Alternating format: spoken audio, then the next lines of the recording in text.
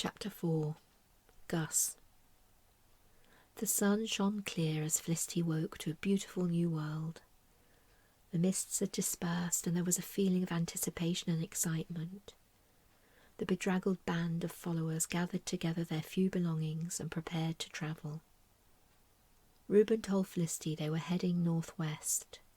The followers seemed determined to stay with Reuben. They're like band groupies, thought Felicity as she sat hugging her knees and watching them. She was nestled into the bracken that had kept her warm through the night.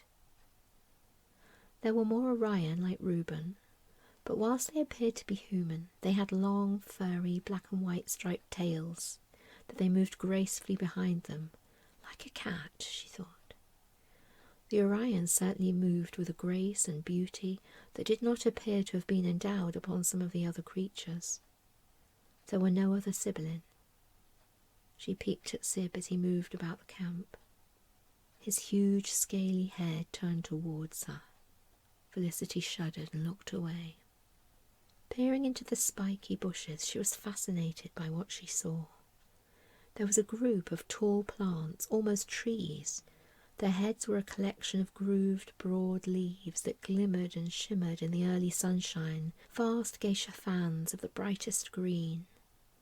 Their outstretched branches hovered, dangling aerial roots elegantly like long golden sleeves. Felicity was transfixed. There was a regality about these plants. She noticed the other plants and beasts made way for them wherever they quietly moved. "They're the greens," said Reuben, making Felicity jump. "It is their kind who make the roots that store all knowledge." "How do they move?" she asked. "On fat root balls that spin slowly." "Like casters," thought Felicity. "How clever." "Reuben, if you think I'm meant to be here, then you must have some idea of what on earth I'm supposed to do. I can walk a fair distance, thanks to the Welsh hills. I hate spiders and all bugs, and I don't like being wet, so I really do think you might have the wrong person. Was it my friend Al you were after? She's taller than me and runs really fast. She loves nature programs. She'd fit right in here." Felicity took a breath. She was panting. Felicity, you are the one. I felt it the moment I saw you on your hands and knees," said Reuben, laughing. "Your friend Al would be most welcome, but it's you who has been chosen by my world. Do you not feel the connection?" Felicity looked up at the vast sky and across the camp as if seeking a sign. She felt nothing. "I'm sorry, Reuben. I feel nothing," she replied. Although she felt a tiny tremor pass through her as she gazed at this proud young man. A tiny surge of energy, and with it came a memory, a buried memory of a dream, his face in the dream. "Well, the aquatics will help us," said Reuben. He was keen to move. Felicity would see she was the one. She had to be. "Have confidence, dearest Felicity." Taking her by surprise, he put his arms around her and held her for a moment. He was warm, and his jacket smelt of spice and earth. She stayed still. He patted her on the back as he released her. He started to walk ahead, but Felicity caught up with him. "Reuben, why is your world broken? Last night you said your world was broken. If you need my help, I have to understand what's happening here." Reuben took her hand and walked with her. "Listen," he said. "We have little time, but I'll try to explain. We have many creatures and plants on our world, and as we travel you will meet or hear of them all. However, there is one kind who feel neglected, and over time they have become bitter. They seek to destroy our world, the world they feel has betrayed them. Exactly how and when is not entirely known, but the wisest and oldest of our species have begun to react, to protect and defend our world. I am chosen to lead this quest. Its aim is to counteract the destructive forces of the TOXICS. "TOXICS," repeated Felicity, and strangely the name felt bitter on her tongue, as if this mystical world was trying to tell her something. "What do we do to stop them, then?" she asked practically. "What are they doing? Killing people? Well, beasts and plants. Their plan is not known yet. We know they wish the traditions and laws of the old world to end. We know they have turned black with bitterness and resentment. We do not know precisely what they intend, but Sib tells me they are gathering force in the shadowed south. The aquatics advise we head northwest. We must find the other members of the quest, or hope they find us soon." "Who are these aquatics?" asked Felicity. "They are plants who give us information as we travel. They work with the oceanids, large sea creatures, and the oldest of the beasts. It's the oceanids, together with the elder greens, who formed the idea of the quest. They felt it was time to protect the world." Felicity's eyes rolled upwards in an expression of despair. So many new kinds, so much information. She would keep it simple. 1. Stay with Reuben. She liked and trusted him. 2. Stay away from these black, vile toxics. 3. Try to memorize all these creatures and plants, so Reuben did not think her stupid. 4. Help if she could, although it was not her fight, even if she had dreamt of Reuben's face once. 5. Work out how to get back to the place she'd landed and see if she could find a way back to that staircase. A colour changer flurried past, passing out earth balls. Felicity took one and rolled it between her palms, biting into the juicy ball. She was pleasantly relieved to find it tasted rather nice, like a pomegranate, but more filling. Reuben watched her. "Eat at least 2, Felicity. We may not stop today. The journey to the temperate north is far, and we have much land to cross." As he spoke, his golden eyes travelled slowly over her, assessing her strength. She seemed a little slender, like his enharmonics the fragrance, but there was stamina in her frame. Felicity began to blush as Reuben stared at her. His eyes jumped up to her face as he sensed her unease. He smiled to reassure her. "You're stronger than you look," he said, still smiling. "Hockey pitchers are cold in January," she replied cryptically as she stood up straight, brushing off the leaves and dust. "I'll manage." Reuben tipped his head to the side. She said some odd things, this Felicity, but she was in his world now, and he trusted it. "With the power of our earth, yes," he replied. "If you—" But Reuben broke off as they both heard roaring and shouting on the perimeter of the camp. He spun round to face the intruders and was surprised to see 2 lupata. They're a long way from home, he thought. They padded into the clearing, and between them walked a toxic. Felicity's eyes widened as these huge creatures came right up to Reuben. They were huge, a wolf built like a Shetland pony. Their heads hung heavily on broad shoulders, and their jaws thrust forward from deep, intelligent brows. The one closest to her flared its nostrils at her strange scent, and Felicity actually felt herself tremble. "I can't believe I'm standing here. Why don't I just run?" She slowly edged out of the line of sight of the smelly, hairy duo. Reuben, however, seemed quite calm. His gaze was steady, and only on the toxic. The deep grey lupata nearest Reuben spoke. He seemed to be the leader as the white one turned its head and listened to his words. "We found him wandering at the foot of the hills," he said. His voice was full and growling, but Felicity understood perfectly. In fact, now she came to think of it, she understood everyone perfectly. "Name yourself, Toxic," commanded Reuben, and Felicity saw how tall and strong he suddenly appeared. He had drawn himself up, shoulders square and head raised as he spoke. The ground had slightly risen where he stood, as if in readiness for the meeting. The band of followers had backed away, and all movement ceased. Felicity peered past Reuben. The toxic was standing in the full sunlight. It was the height of a very tall man. Is it a plant, she wondered? It was grey-green and long spikes stuck out of its limb-like appendages. It had 2 legs and 3 arm branches, with its head simply a fatter version, more bulbous. Yuck! The involuntary thought popped into her head. It was disgusting. It tipped its head sideways and looked straight at her with its large black eye. She met its glance. Its eye was deep, dark, fathoms of pain.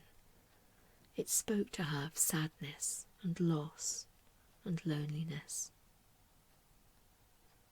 Felicity felt a tear trickling down her cheek.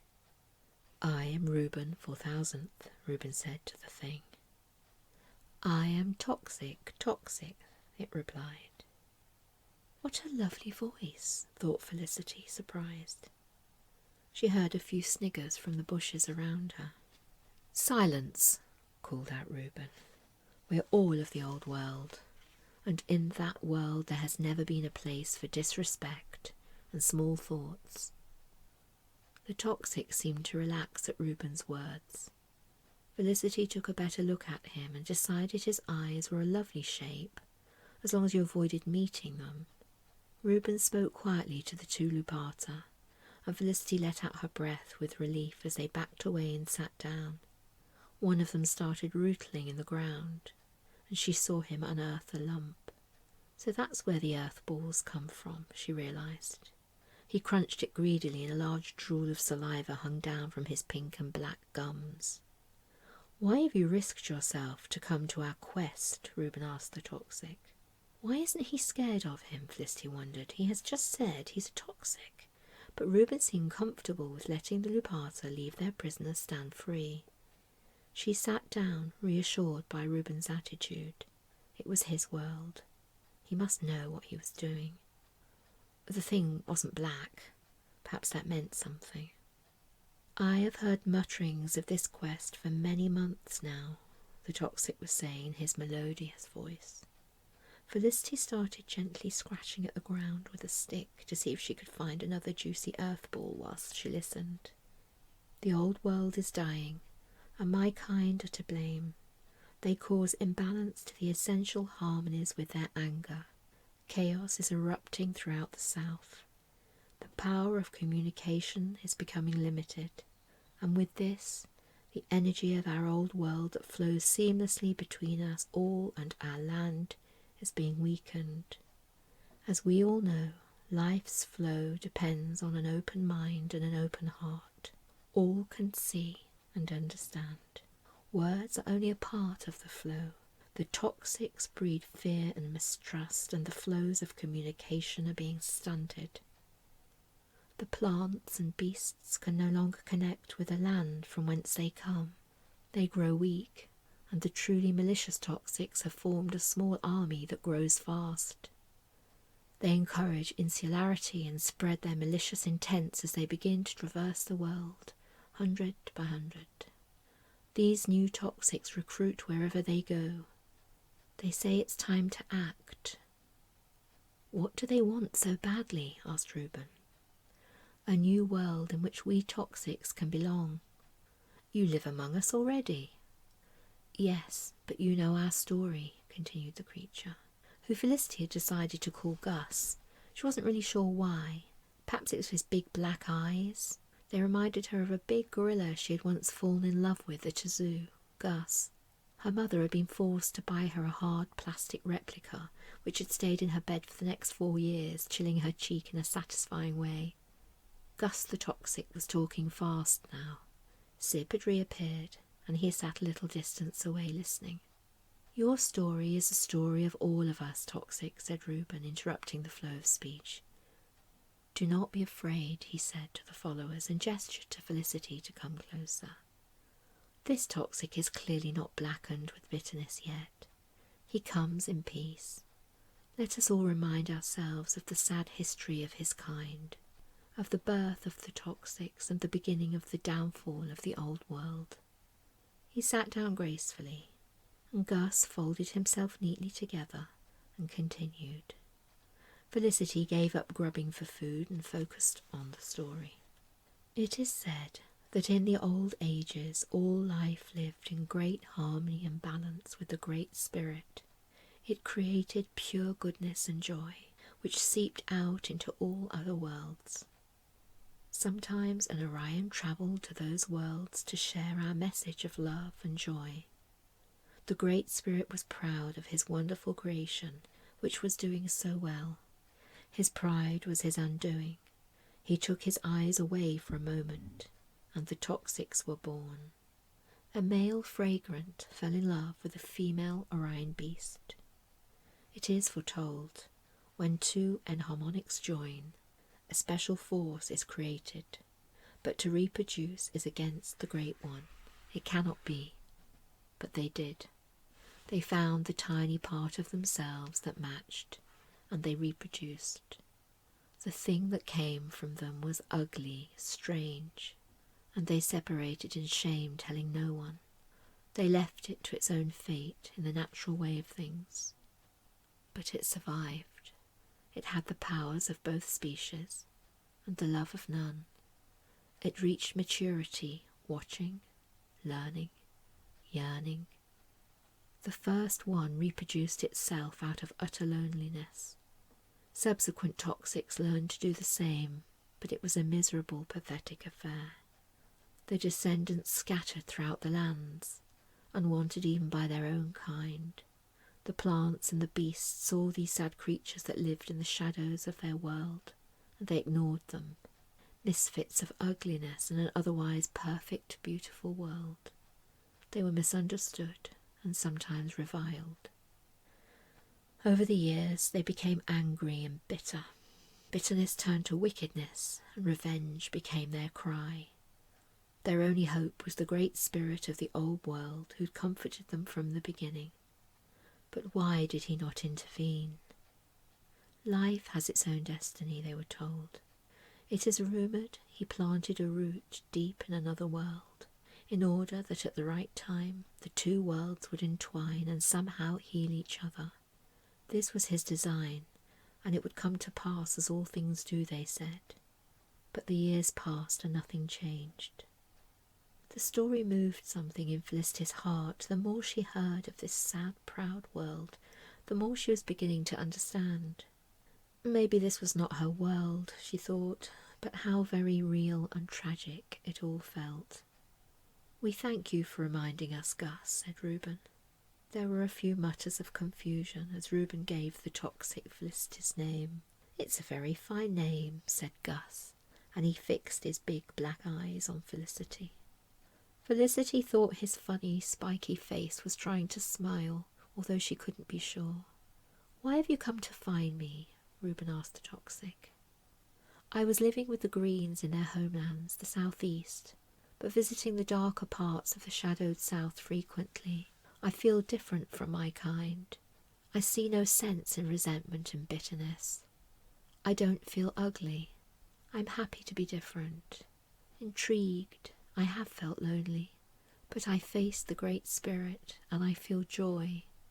I face the sun and the wind and the night moons as I travel across the glorious lands, and I feel hope. I must join your quest. I can understand the new TOXIC's strange language. I see their fury and black hearts, yet I feel tiny slivers of light trying to penetrate the darkest recesses. My place is with you. I think I can help. I consulted the aquatics. They told me to seek the quest."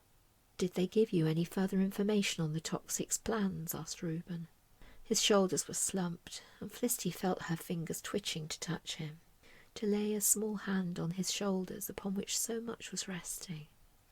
"Thank you, dear Felicity," came his voice into her head. Felicity felt a warm sliding in her stomach. "I need you, Felicity.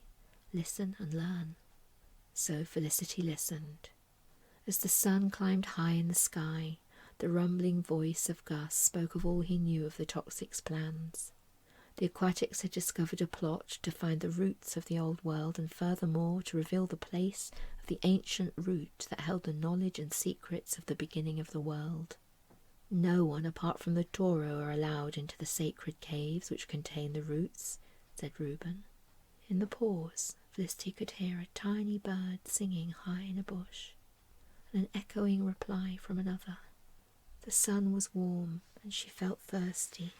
She was just wondering how to ask for some of that wonderful honey drink when Gus spoke again. Furthermore, Reuben, he means to destroy it all.